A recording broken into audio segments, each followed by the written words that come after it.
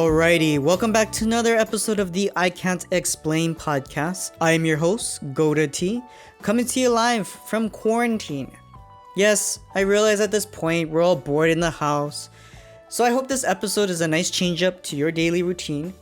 But today, me and my guest, Mr. Arik Ma, will be talking about vintage clothing, and why it's so popular, but also how it allows people to portray their unique styles. But without further ado, enjoy the episode.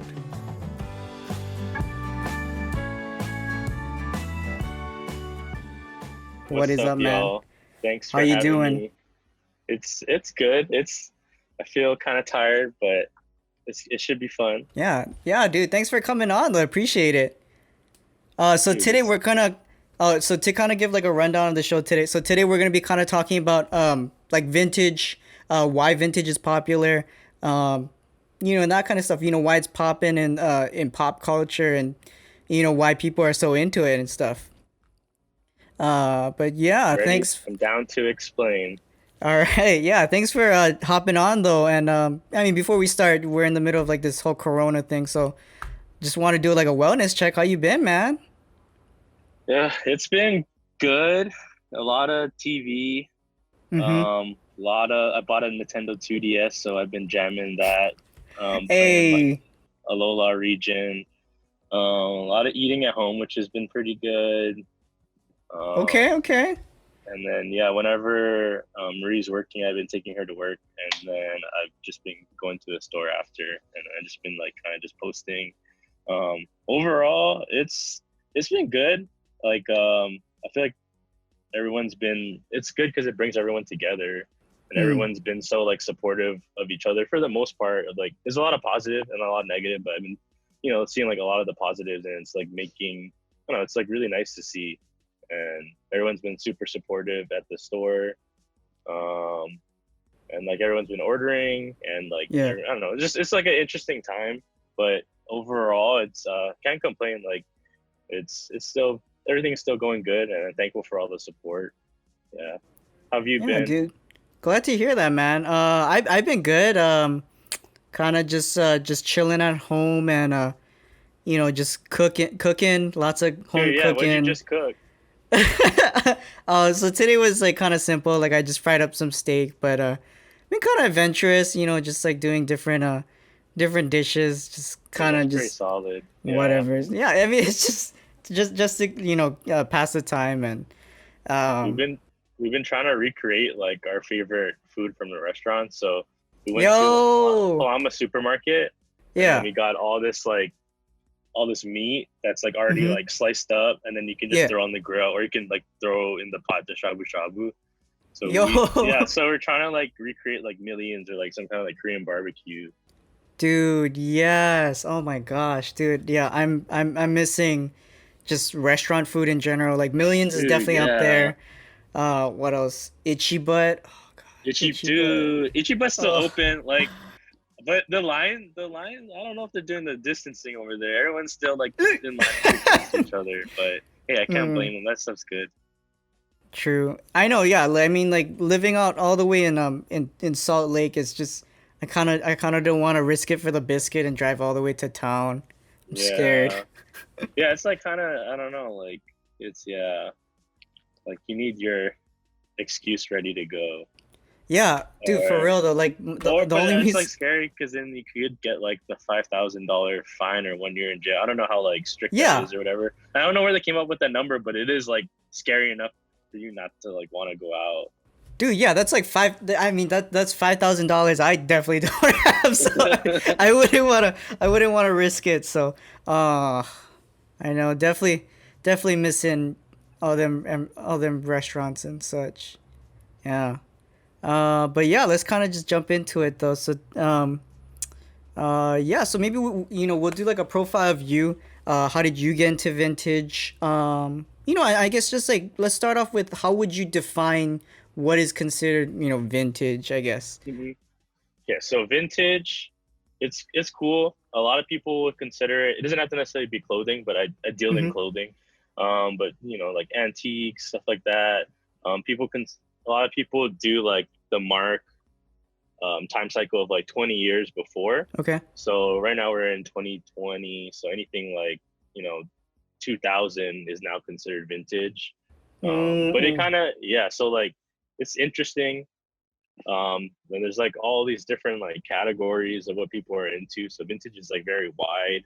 mm, There's people that collect like super old, like World War II, like, or they'll go and like go into like abandoned farms and like right.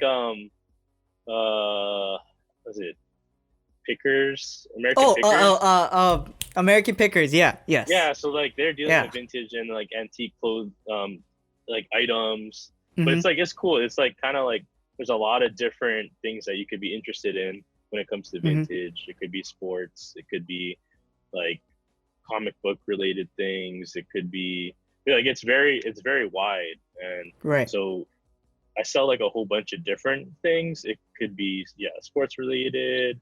It could be like old vintage Hawaii related shirts. Right. Um, and then there's like just so much different vintage out there. And then like, Yeah. and a lot of people say like vintage too is like things that like are not accessible or like not made anymore. Mm, And that kind of like makes it rare and like hard to right. find and more coveted. Mm, Yeah. I see. Yeah, and so I guess so to a degree, like a lot of times, like you see vintage stuff. I guess more recently, seen as like a commodity in a sense because it's not available, right? Am I getting that Hmm. correct there? Yeah, and like, you're on Instagram like just as much as me, and you see this kind of like popular thing of like people having like archive pages and like Yeah. posting like nostalgic things that just kind of like hit, and then it just Mm-hmm. like reminds you of like, when you're younger, or Yeah.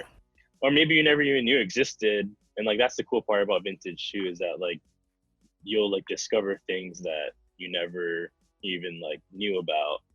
um Mm. yeah. I see. Yeah.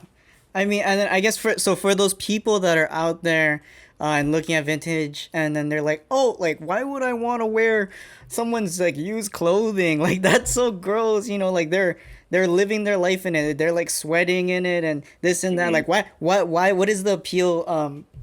How would you explain the appeal to maybe someone that might think that way?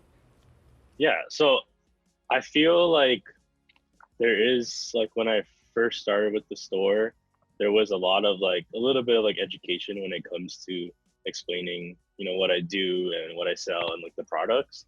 Mm-hmm. Because yeah, like there's like, it's kind of like beauty is in the eye of the beholder kind of thing. Because there are a lot of things that are 20 years and older, and some of it Mm-hmm. like could be garbage to someone, and some of it Yeah. could be like, like actually cool. So vintage, I feel like, is going to be something that like is unique and Mm-hmm. depends on what you're looking for.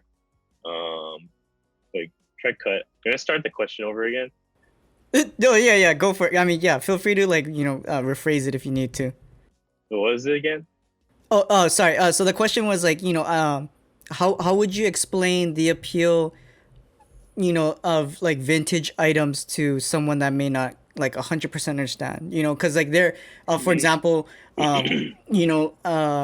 in my experience, I've seen T-shirts with like holes in them and and Yeah, it's like a Rolling Stones print or something, and it goes for like $150 or something, and yeah.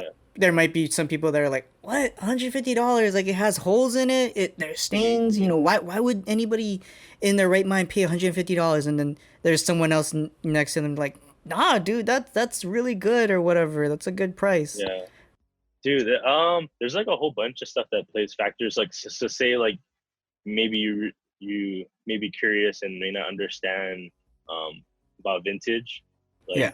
it's there's like, there's things that are produced modern day that you can find and you can buy at the mall, Right. and those.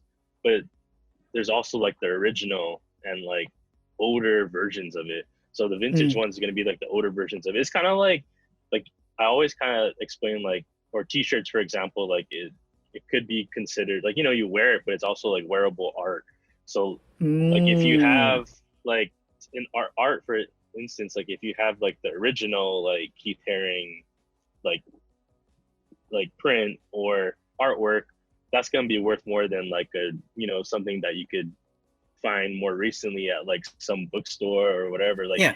so like the original is always gonna be more like sought after and like coveted by like the collector. Mm. Like there's a lot of stuff that's just like it's hard to find too. Like Mm.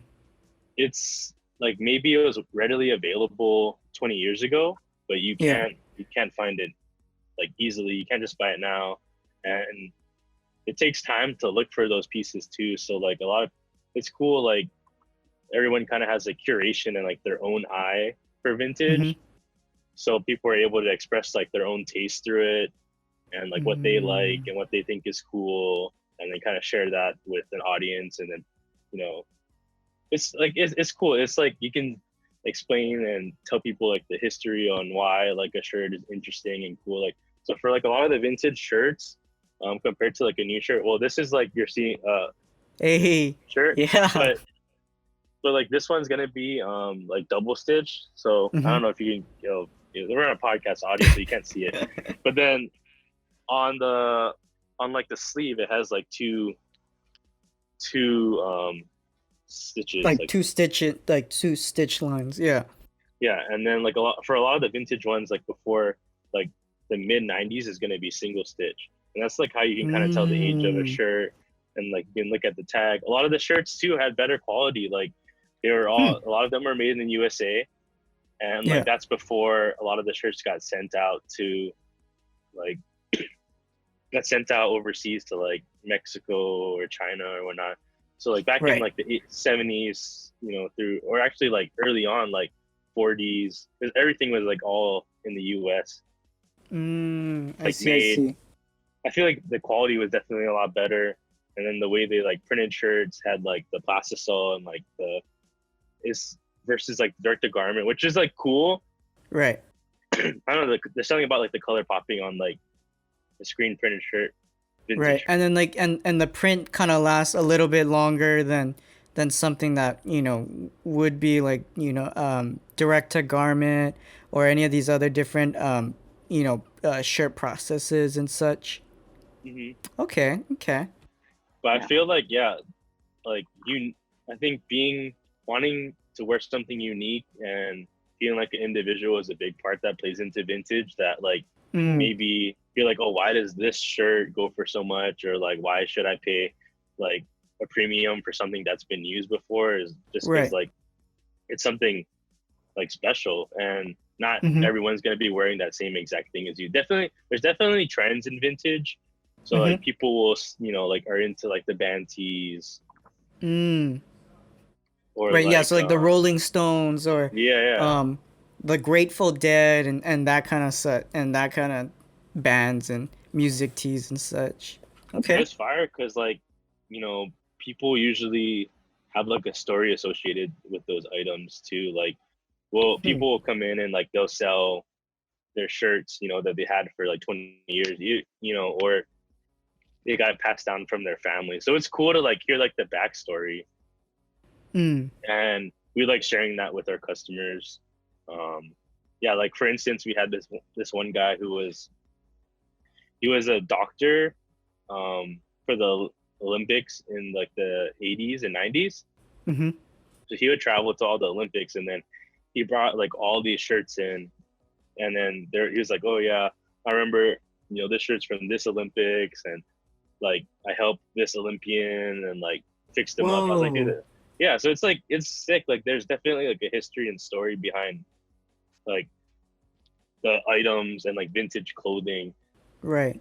that just doesn't have the same history as if as like a new item. There's definitely stories and like narratives that can be built off like the new items and new brands, but I don't know, there's Yeah. something about like something being worn in, or like there's like like a sun fade or like a certain Mm.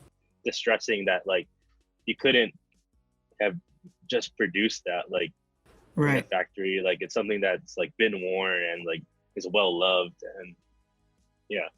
Mm. Yeah, Yeah. I got a So cough. like, no, you're good.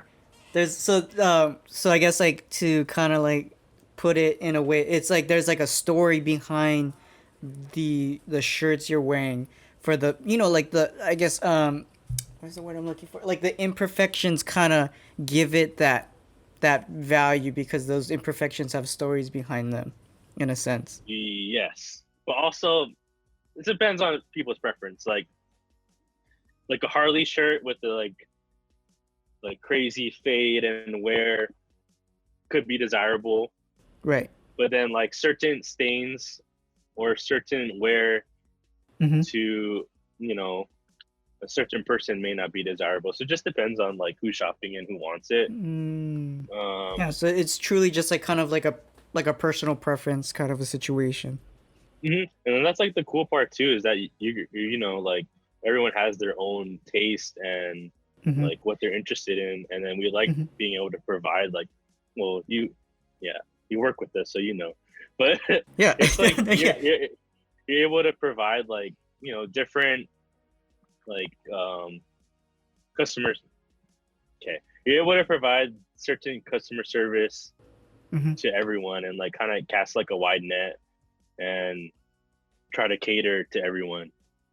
Yeah, you can like kind of like personalize, a person's look, or like, give them like their own unique look that they desire.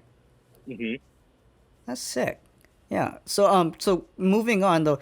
So I guess recently, I'd say within the last like 3 or 4 years, I'd say, right? Like vintage has really been making a strong comeback with, like, people from your average Joe to like celebrities like, Justin Bieber, Kanye West, and then we have people like Jerry Lorenzo, and such with the Fear of God brand that, not only, make designs that are vintage but like kind of bring back old designs, and then they specifically seek out like, oh, I'm looking for this very specific vintage design. Can you tell me, like, I guess, how that has affected, people's view on vintage, and yeah, like why is vintage like popping up right now, popping off? Dude, definitely, yeah. Celebrities, actors, musicians, they all, you know, have a huge influence, and you know, people just like love seeing what they wear. So yeah, like I don't know, everyone always says like the past repeats itself. So Yeah. I've been seeing that like in so many like designs, that people are inspired by like old workwear and like Carhartt and like, you know, Ralph Lauren, and so like they'll take those designs and then they'll interpret it and make it into their own, or they'll pay homage to it. Mm. You'll see like, you know, like whole bunch of brands that like Supreme, for instance, has copied like so many different vintage designs and then made it into Mm. their own. You know, there's like so many to count. There's like they did like a Les Miserables rip. They've done Scarface. They've done like, you know, all these like things like that are inspired by like pop culture and just older Yeah. designs, and they turned it into their own. And it's cool too. I think like Jerry Lorenzo did have a huge part to play when it came Mm. into like building like the intrigue for like band tees and like rock tees and like bringing like the grunge. I feel like that was like a really popular look in the Mm. 90s, you know, in Nirvana, like flannels, like Yeah. it's like band shirts, and then like Jerry would seek out those shirts and then he would print his design on the shirt and then mark it up for like way more. And then Whoa. yeah, so that was like kind of like a like kind of controversial. A lot of people are like, oh, you know, you're like disparaging the work, or like, you Right. know, Like, like, what are you doing? You're destroying like yeah, this, you're just throwing like this like this awesome cool shirt. like crazy Yeah. shirt. Right. You know, he did it, and then like even I think he did this whole line too, where he cut up a whole bunch of shirts and then turned it into like the uppers of for shoes. Oh. Yeah, Huh. all these like rock original like 80s 90s rock shirts. Yeah. But it's like, dude, it's crazy. Like vintage before, you know, it's kind of like here and there, and then now, like, yeah, there's so many rappers, wearing it. Travis Scott, Mm-hmm. huge. Like he's always rocking Yeah. like some like crazy like vintage T-shirt, and then it does rise the Mm. prices for a lot of like a lot of those shirts. So if you're a seller and you have the shirt, then it's like it's cool. You get extra Right. bread for it. But if you're a collector, you're like, damn, like. Right. Yeah. But then it's also like you're wearing something that they're interested in or they approved of, so it's cool. There's so Mm. many rappers, dude, like Lil Uzi. Mm. Um, Mm. dude, yeah, I think that's like a whole thing of like rappers wearing vintage or making merch inspired by vintage or Mm. vintage designs or things they've seen. Yeah. That's yeah, it's like super popping right now. Justin Bieber Mm. too. Dude, yeah, there's like a lot of rappers and like musicians, Mm. actors, athletes too, which is like a huge thing. A lot of like NBA players, football players.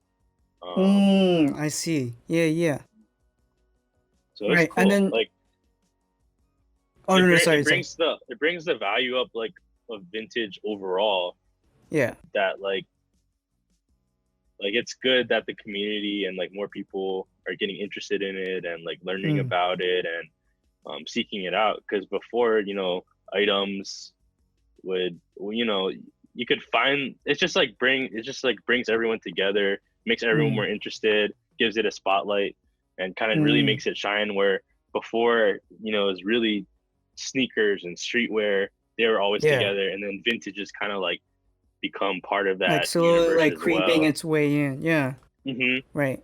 Yeah. and I it mean, kind and of then mixes together in a yeah, really and cool then you way. can kind of see like the influence on it, like in streetwear and stuff, like on apps like Grailed, where it's like hmm it's a buying and selling platform, but they they'll highlight like sellers that sell like really cool vintage stuff, or even like a vintage seller who's kind of, I guess, kind of like in the limelight right now is even like Sean Witherspoon. He had his hmm huge collab with Nike.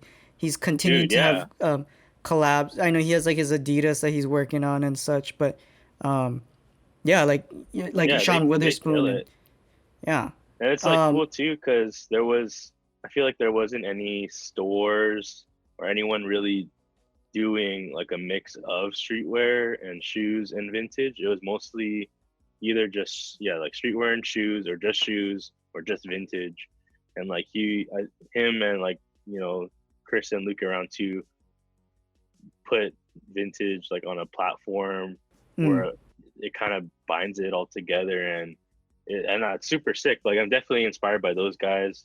We're lucky to have them visit the Kamaki store a couple times, and yeah, he was super chill. Actually a super sick time where the Kamaki store is like a Sunday afternoon. You yeah, you were there that day, but you left, yeah, yeah, dude. You like literally like yeah, 10 minutes before, and then yeah, dude, that was such like a funny story. So we're cruising. It was like me, Putty. We had maybe like one customer in the store, and then Sean ended up just like coming in, and then he found out about the store because he posted like, "Yo, I'm coming to Hawaii. Like, where's the spots at?" And then so many people hit him up to come to the Kamiki shop. So he mm, was at Truist that day. So shout out yeah, John from Truist. He was at Truist finishing up there, and then John was like, "Yo, Sean, is there anywhere that you want to go?" And Sean's like, "Oh, I want to check out Harbor's Vintage." So actually, John drove him over from Truist and then dropped him off. So that was like super boys of John. So shout out damn, Truist. shout out the homie John from Truist though. Yeah, Gosh, yeah. story never gets old. Jeez, so yeah. But then I yeah, mean, so then he came in and then he was like super down to earth and like it's cool because he has the shoe deal and he's as he's like a curator, business owner, entrepreneur. mm, So to see someone do that and not be like an athlete yeah, or celebrity, whatever, like that's like super inspiring. Like there's I don't think there's mm, many like and he's not a like he is a designer of that shoe and like of like right, down to merch, but he was more of like a reseller, like curator before all that. So like that's cool that he was able to take that platform and like make it and reach where he's at, and he definitely deserves it. And like it's cool Yeah. to see like there's options for people that are getting into reselling or vintage or streetwear or shoes. Like yeah, that it's just being with the like that community and like that culture and like loving it so much like could push you to that point is like amazing. That's sick, man. I mean, and you mentioned how Sean was like kind of or Sean and the Round Two family kind of like was a big inspiration for you opening your own store in Honolulu, Hawaii. Um, talk about if you could talk about maybe like the process of like starting off like in vintage, because when you were starting it wasn't like this whole huge thing it is now, let alone especially in Hawaii. It was like very like low key. There weren't a whole lot of like vintage shops and stuff when you first started. So maybe like if you could Yeah, give us like some insight on like the vintage scene then and then maybe now, and then your opinion on how things have changed for the better or the worse. yeah. I feel like it's definitely like I want to, yeah, definitely more good than bad. Like I'm very positive and happy like the way things have turned out so far. Back when like started, I used to do it as like a hobby. I feel like I've already told this story like many times, but when I was starting, I back in like 20 like I used to do this as like a side hobby during college.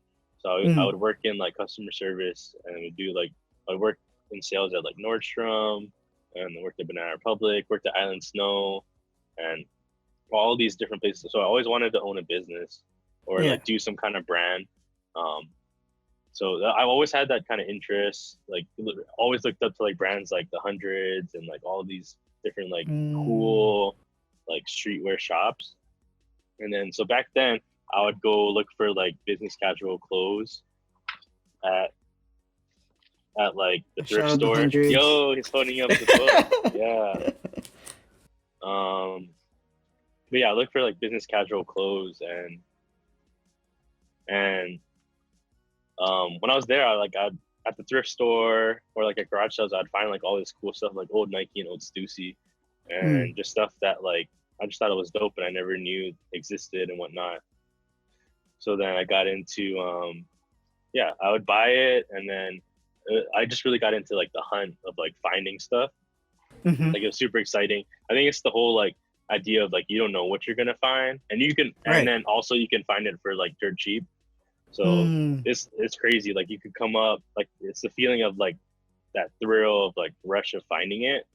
mm-hmm. So back then, like there wasn't really that many people like thrifting and like looking for stuff. So you could go to the store and like you could like go through the racks and like I used to be a lot more picky back then too. Because Right. like I know I was starting out, so I didn't know exactly what to look for. Like I liked certain things that I liked. Mm-hmm. I used to look for like a lot of like snapback hats, like sports related or like just Mm, like whatever I thought kind of caught my eye. yeah. I was into like old Stussy. I'd find like Burberry polo shirts, just like things that I recognize from like not it doesn't necessarily have to be vintage too. Like a lot of Mm-hmm. just like secondhand, like things that I recognize from like just being like a cool brand and like selling at Nordstrom. And I was Right. like, okay, that's like a that's a high quality brand, so might as well cop. Right. But yeah, so there's all of that.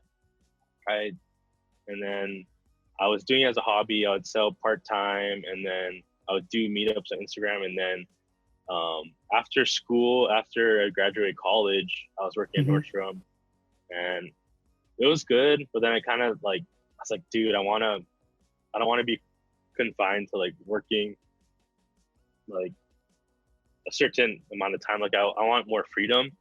Mm-hmm. So I took the chance and then I quit my job there, and then I was reselling online for like a year and a half, like full time, which was Mm, kind of it was pretty crazy. Like there were like there's definitely times where I was lazy, but there's definitely times like in that situation where you have to build your own schedule and like be your own boss and like have the drive. So you just have to Yeah. like get into a routine. And so I got into a routine, and then I'd pretty much go thrifting every day.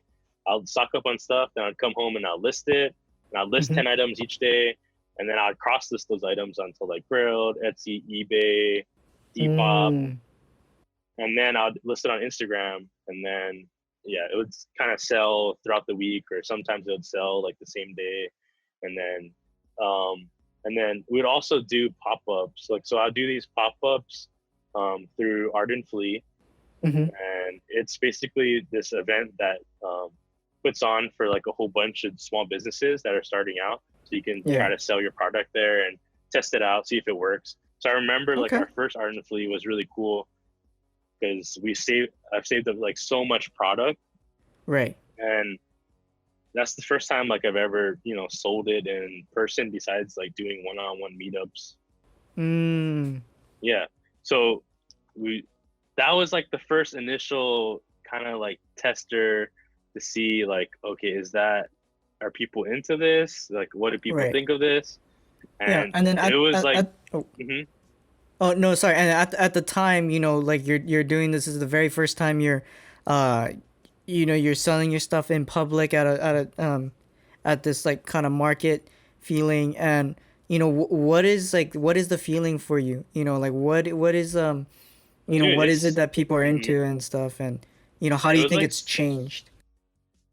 it's super fulfilling because like, okay, well, there's like it was cool to see those things go to a home, and that's like Yeah. always been like the best part about what I do, seeing like something that people just resonate with the product. But also like it did take a while to we talked about educating and like why like vintage is important, or why is it special compared to Yeah. whatever some other item. um Mm-hmm. so there was a lot of that. They're like, oh, this is used, or like you're charging this much for that much, and like they Mm-hmm. don't expect that because they expect it to be like thrift.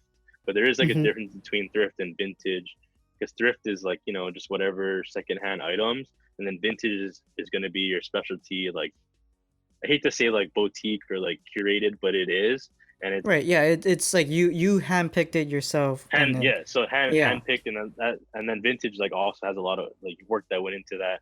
And then so like after I think after that, like we would gain a following. So little by little, like more people would come to the events. Like, and that's like where I first met you. When Yeah. we sold at one of the events, and you bought a guest shirt. That's when you were not wearing glasses, and there is it was like a young T still in I Yeah. think yeah, maybe like last year of your high school, right? Or I don't know. I I think so. It was like my last year of high school, or maybe like my first year of college. But yeah, you were Yeah. at Ward Shopping Center. Hmm. Uh, yeah, you were like it was just like this pop up tent at Yeah. Art and Flea, and yeah, and then now you're here with your own shop. Yeah. So then it just kind of built like over time. So people got more and more into it, and I think like it was like good timing too. Like I think we're Mm, just like right place, right time, but we also like worked hard for it. So it ended up being, we're thankful for the way it's ended up so far. And then so now, yeah. yeah, like we opened, we did all those pop ups, and then we saved up enough, and then we opened the spot in Kamaki, and then that was cool too, because that was like a more like low key like everyone was welcome, but it was cool because you really wouldn't know about it if you didn't hear about it. Like you wouldn't just stumble upon it. Yeah, it was like kind of like tucked away. Hmm. So it's on like a second floor. You couldn't see it from the street. Super hidden and really tiny. Like if there's like 5 people in there, it would be like really crowded, and you'd feel like claustrophobic. But it was fun. Yeah. Like, and I'm glad it's just like gradual, and like just very like trying to build relationships with everyone we meet. But vintage, like overall, yeah, has changed so much in like the last few years. Like there's a lot of stuff that I remember selling 3 years ago, 4 years ago, like when I started, and then now it's worth so much more. Or some of it, like I sold for a lot back then, and now it's not. Like there's so many trends too, right? So Mm, like Tommy Hilfiger was popular, but now it's like not as popular anymore. yeah. Um, so yeah, overall it's like changed a lot. And then there's, we moved to a bigger location, and it's cool to see like that the interest is there and that it could be like self-sufficient and like people are interested in it. Mm-hmm. Um, yeah. Yeah. And No. there definitely been like a lot of different, I don't know, I feel like it's always like it's kind of moved into the culture now in Hawaii, and like it's slowly getting there. Um, yeah. Yeah. No, that's awesome. And uh, personally, I've noticed that there are a lot more, shops. There are a lot more individuals that are getting buying and selling vintage stuff or collecting vintage stuff. Hmm. Um, I guess with this rise in popularity, uh, but for someone that's been in the game for a very long time, do you have any tips or hints or words of encouragement for anybody that wants to pursue this as a possible business, Hmm. I guess venture, or even just like someone that's like getting into it and they're like like they're kind of on the fence. They're like, oh, I don't really Yeah. know how to feel about vintage. Um, Hmm. yeah, any input? I'd say like, I don't know, like I wouldn't say like I'm an expert or anything, but um, it's like from my experience, I'd say just I don't know, have fun with it. Like Yeah. if you don't, if you don't feel passionate about it, like I feel like you definitely, it's easier to sell things that you really care for and like and enjoy Mm, versus like selling something that is whatever to you. So I'd say like, if you have an interest in it and you really love it, then go for it. And I feel like by just, being interested in it and like wanting to learn more about it, then you'll get better over time and like learn more and be more active. And um but yeah, I just say like just be consistent mm-hmm. and like get into a groove. And like I struggle with that too, but like I always try to think of like the best, like best way to get better at something, or reach out to people that inspire you or like you admire. And like there's a lot of people that can mentor you in business and vintage. And um there's like a lot of just like information out there that you can soak Mm, up, like like I wanted, like I love like being part of your podcast because I've listened to so many podcasts.